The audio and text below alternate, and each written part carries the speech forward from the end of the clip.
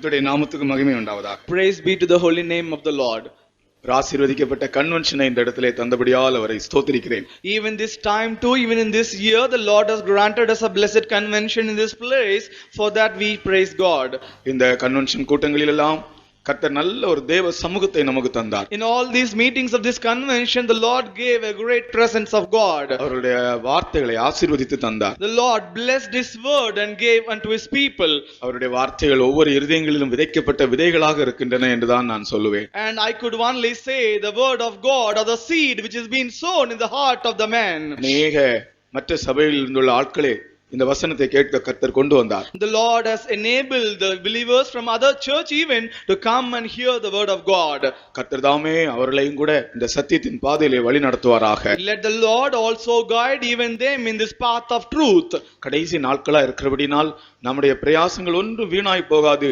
எல்லாவற்றையும் கர்த்தர் ஒரு நல்ல பிரதிபலனாக வெளிப்படுத்த போகிறார். Since these are the last days, all our work for the Lord shall not go in vain. The Lord shall return a great reward for all these things. அநீதி செய்கிறவன் அநீதி செய்யட்டும், அசுத்தமா இருக்கிறவன் அசுத்தமா இருக்கட்டும் என்று ஆண்டவர் சொன்னாலும் கூட ஒருவராகலும் தங்களுடைய அசுத்தத்திலே அநியாயத்திலே மரிக்க அவர் விரும்புகிறதில்லை. துன்மார்க்கன் தன்னுடைய துன்மார்க்கத்திலே மரிப்பது ஆண்டவருடைய விருப்பம் அல்ல. அவன் நீதிமானாய் மரிப்பதுதான் ஆண்டவருடைய சித்தம். Though the Lord has said, let the unrighteous be unrighteous, let the unclean be unclean, but it was never the desire of the Lord that anyone should die in unrighteousness, but the Lord is feeling that all the unrighteous should be made righteous. கர்த்தருடைய பரிசுத்தவான்களுடைய மரணம் அவருடைய பார்வையிலே அருமையானதா இருக்கிறது. The death of the saints of God is precious in the sight of the Lord. கர்த்தருக்கு ஸ்தோத்திரம். Praise be to God. ஆகையால் நாம் மரிக்கும்போது அசுத்தர்களாய் மரிக்க கூடாது. நாம் எல்லாரும் பரிசுத்தவான்களாய் மரிக்க வேண்டும். Therefore, when we die, we should not die as unrighteous or unclean. We should die as saints of God. மரணத்தை பற்றி கவலையே இல்லை. There is no worry about death. மரணம் வாழ்க்கையினுடைய முடிவல்ல. Now, the death is not the end of life. மரணம் இன்னொரு வாழ்க்கையினுடைய தொடக்கமாக இருக்கிறது. Death is entry into a different perpetual life. அதனால நாம் மரணத்தை பற்றி கவலைப்படக்கூடாது. Therefore, we should not worry about death. நாம் ஆயத்தமாக இருக்க வேண்டும். We have to make ourselves ready and prepare for the death. எந்த நேரத்திலே கர்த்தர் என்னை அழைத்தாலும் நான் ஆயத்தமாக இருக்கிறேன் என்று சொல்ல வேண்டும். We have to proclaim and say, whatever the time the Lord may call me, I am ready, Lord. அதற்காகத்தான் கர்த்தர் இப்படிப்பட்ட நேரங்களை நமக்கு தந்திருக்கிறார். That is the reason the Lord has granted these good times for us. இந்த கன்வென்ஷனின் கடைசி கூட்டம் இன்றைக்கு சாயங்காலம் அதையும் கர்த்தர் ஆசீர்வதிக்க வேண்டும். The last and the final meeting of this convention will be the evening meeting. Even that meeting the Lord should bless and give. பக்தி வைராக்கியமுள்ள ஒரு ஜீவியம் செய்யும்படியாக நான் உங்களுக்கு புத்தி சொல்லுகிறேன். Today this morning I give a good counsel to you, saying that do a righteous edified life. ஏனோ தானோ என்று ஜீவிக்க கூடாது. You should not live a life just for granted. கடமைக்காக நாம் ஜீவிக்க கூடாது. You should not do this Christian life just for granted. வைராக்கியமான ஒரு ஜீவியம் செய்ய வேண்டும். We have to do a zealous life with zeal. யோவான் ஸ்நானன் எரிந்து பிரகாசிக்கிற விளக்காக இருந்தானா? John the Baptist was able to be a lamp which should arise and shine. He was a burning and a shining light. He was a burning and a shining light. அவன் எரிந்து பிரகாசிக்கிற விளக்காக இருந்தான். John the Baptist was a burning and a shining light. யோவான் எப்படி பிரகாசித்தான்? How did John Baptist bright? யோவான் பிரகாசிக்கிற ஒரு விளக்காக இருந்தான் என்றல்ல, யோவான் எரிந்து பிரகாசிக்கிற விளக்காக இருந்தான். He was not only a brightening light, he was a burning and a brightening light. அந்த எரிந்து என்று சொல்வது நம்முடைய வைராக்கியத்தை காண்பிக்கிறது. The word which says burning reveals our zeal for the Lord. நாம் ஏதோ ஜீவிக்கிறவர்களாக அல்ல, நாம் வைராக்கியமாக ஜீவிக்கிறவர்களாக இருக்க வேண்டும். Now we should not lead an ordinary life, but we should lead a life of zeal. தேவாவியானவர் நம்மை பற்றி வைராக்கிய வாஞ்சியாக இருக்கிறார். The Spirit of God has got a zeal concerning our souls. அநேக தேவனுடைய பிள்ளைகளுடைய வாழ்க்கையிலே வைராக்கியம் குறைந்து போகிறது. In the life of many children of God these days, they shortcome or they fall in the zealous of God. அவர்கள் ஜீவிக்கிறார்கள், ஆனால் வைராக்கியமாய் ஜீவிக்கிறதில்லை. They are leading a life but not leading a life with zeal.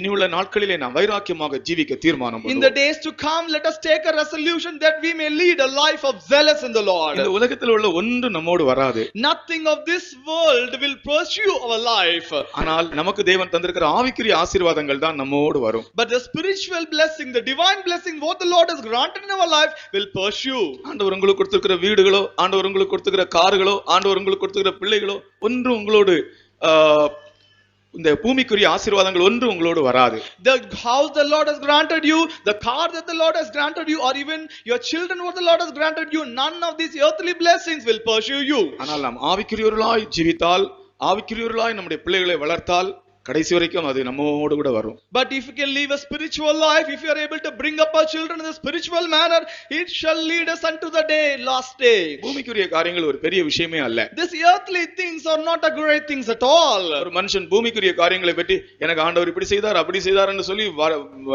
ஒரு list அப்படியே சொல்லிக்கொண்டே போனால் அது ஒரு பெரிய விஷயம் அல்ல. Any man if it proclaim a list saying the Lord has done this and that for me, the earthly blessing, that is nothing. ஒரு முறை ஒரு பிசினஸ்காரர் எழும்பி சாட்சி சொன்னார்.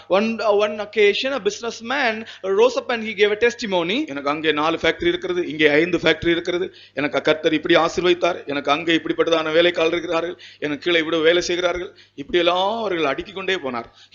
His testimony was, I have 5 factories here and 4 there, and the Lord he blessed him so and so in the earthly blessing. However, this many workers under me. He was just telling one by one. ஆனால் அவருடைய சாட்சியிலே அவர் தான் எப்படி இருக்கிறார் தேவ சமூகத்தில் என்று ஒரு வார்த்தை கூட சொல்லவில்லை. But in his testimony he did not even utter one word saying how is his spiritual life in the presence of God. நாம் சொல்ல வேண்டும், நான் தேவனுக்கு முன்பாகவும் மனுஷருக்கு முன்பாகவும் குற்றமில்லாத மனசாட்சி உடையவனாய் ஜீவிக்கிறேன் என்று சொல்ல வேண்டும். We should be able to confess in the presence of the Lord saying before men and before God, I have a conscience, a pure conscience without any blame. எனக்கு ஆண்டவர் தந்திருக்கிறதான வெளிப்படுத்தலுக்கு ஏற்றபடி என் ஆவிக்குரிய ஜீவியத்திலே நான் வளர்ந்து கொண்டே இருக்கிறேன் என்று எல்லாருக்கும் முன்பாக சாட்சி சொல்ல வேண்டும். We should be able to testify before the congregation saying that according to the light of the revelation of the counsel that the Lord has granted me, I am doing a blemishless life. ஆண்டவர் என்னை பக்குவப்படுத்திக் கொண்டே இருக்கிறார், என்னை ஆயத்தப்படுத்திக் கொண்டே இருக்கிறார் என்று நீங்கள் சாட்சி சொல்ல வேண்டும். You should stand up and say the Lord is preparing us, he is grooming me, he is molding me for his coming. கர்த்தர் இந்த நாட்களிலே அப்படிப்பட்ட ஒரு கிரியை தான் நம்மளை செய்கிறார். And in these days the Lord is performing such a great magnificent work in our life. இந்த உலகத்தில் நமக்கு எல்லாம் இருந்தாலும் அது ஒரு பெரிய விஷயம் அல்ல, இந்த உலகத்தில் நமக்கு ஒன்றும் இல்லாமல் இருந்தாலும் அதுவும் ஒரு பெரிய விஷயம் அல்ல. If we have all the blessing in this world, that is not a great thing. Even if you have nothing matter at all. ஆனால் ஆவிக்குரியபடி நான் கர்த்தருடைய சமூகத்திலே தேவ சித்தம் செய்கிறேன் என்று சொல்ல வேண்டும் தைரியமாக. தேவ சித்தம் செய்கிறேன், ஒரு சின்ன விஷயத்திலும் கூட நான் தேவ சித்தம் செய்கிறேன், இப்படிப்பட்ட சாட்சிகள் சொல்ல வேண்டும். But in the presence of God we should be able to testify saying that I do the will of God. அது கேட்கும்போது ஜனங்களுக்கு நடுக்கம் உண்டாகும். When the people hear your voice they shall be trembled. ஒரு சகோதரன் சொன்னார், one brother gave a testimony, ஒரு சிறிய காரியத்திலும் கூட நான் தேவனுடைய ஆலோசனையின்படி செய்ய ஆண்டவர் எனக்கு உதவி செய்கிறார். And the Lord is helping me even in small matters to do it according to the counsel of God. தேவ சித்தம் நாம் செய்ய வேண்டும். We have to do the will of God. நம்முடைய ஜீவியம் ஒரு விசேஷமான ஜீவியம். That is a peculiar, a special life. நம்ம ஜீவியத்தை பற்றி சிந்திக்க போனால் பெரிய சந்தோஷம் உண்டாகும். And when we think of that life there shall be a great joy. நம்முடைய சந்தோஷம் எப்படிப்பட்டது? How is our joy? சொல்லி முடியாததும் மகிமையினால் நிறைந்ததுமா இருக்கிற சந்தோஷம். That is an uncountable and a joy filled with the glorious presence. சொல்லுங்க, நம்முடைய சந்தோஷம் எப்படிப்பட்டது? How is our joy? சொல்லி முடியாததும் மகிமையினால் நிறைந்ததுமா இருக்கிற சந்தோஷம். That is an uncountable and a glorious joy. நமக்கு தந்திருக்கிற வாக்குத்தத்தம் எப்படிப்பட்டது? How is the promise that the Lord has granted us? மகா மேன்மையும் அருமையுமான வாக்குத்தத்தம். That is a magnificent and good promise of God. சொல்லுங்க, நம்முடைய வாக்குத்தத்தம் எப்படிப்பட்டது? How is our promise? மகா மேன்மையும் அருமையுமான வாக்குத்தத்தம். Precious promises. நாம் பேசுகிற பாஷை, நாம் பேச போகிற பாஷை எப்படிப்பட்ட பாஷை? What is that language, the tongue what we speak? உலகத்தில் நாம் பேச போகிற பாஷை எது? தமிழா? Is that Tamil that we speak in heaven? இல்ல இங்கிலீஷா? Otherwise is it English? எந்த பாஷை பேச போகிறோம்? What language are you going to speak in heaven? நம்முடைய பாஷை எப்படிப்பட்டது? How is our language? மனுஷர் பேசாததும் வாக்கு கடங்காததுமான ஒரு பாஷை. That is an uncountable language which no men can speak. சொல்லுங்க, மனுஷர் பேசாததும் வாக்கு கட்டாததுமான பாஷை.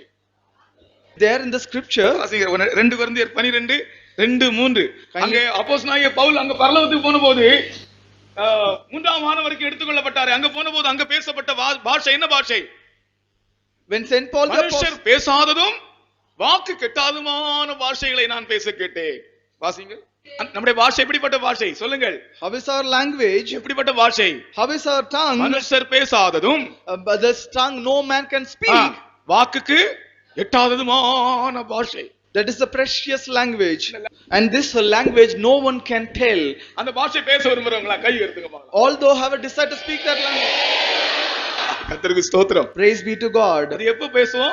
When will we speak that language? எப்ப இந்த உலகத்துல இருந்து நான் கடந்து போறோமோ அப்பதான் பேச போறோம். The moment when we leave this world, we will be able to speak in that language. ஆனா இந்த உலகத்துல நமக்கு ஒரு அந்நிய பாஷை தந்திருக்கிறார். In this world, the Lord has given us an unknown tongue. பரலோகத்துல நாம் போய் மனுஷர் பேசாத பாஷையை பேச போகிறோம். In the heaven we shall go and speak a language which no man can speak.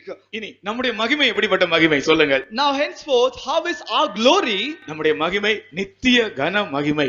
Our glory is the eternal, a perpetual glory. சொல்லுங்க. நம்முடைய மகிமை நித்திய கன மகிமை. Our glory is eternal and a perpetual glory. கர்த்தருக்கு ஸ்தோத்திரம். Praise be to God. நம்முடைய சுதந்திரம் எப்படிப்பட்ட சுதந்திரம்? What kind of inheritance do we have? அதிக மேன்மையும் நிலையுள்ளதுமான சுதந்திரம். It is more precious and established forever. சொல்லுங்க. அதிக மேன்மையும் நிலையுள்ளதுமான சுதந்திரம்.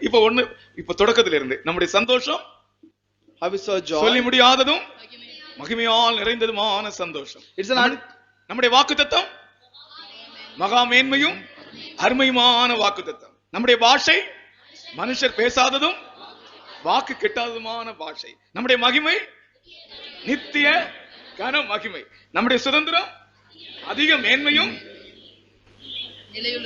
நிலையுள்ளதுமான மகிமை சுதந்திரம். இதை சொல்லிட்டே இருந்தா அப்படியே இந்த கூட்டத்தை முடிச்சிடலாம். இன்னொரு தடவை சொல்லலாமா? நம்முடைய சந்தோஷம். சகோதரங்களுக்கு சந்தோஷமே இல்ல போல இருக்கு. எல்லாம் முழங்கணும். இப்போ நம்முடைய சந்தோஷம் எப்படிப்பட்ட சந்தோஷம்? நம்முடைய சந்தோஷம் எப்படிப்பட்ட சந்தோஷம்? கரெக்டா சொல்லுங்க. சொல்லி முடியாததும் மகிமையினால் நிறைந்ததுமா இருக்கிற சந்தோஷம்.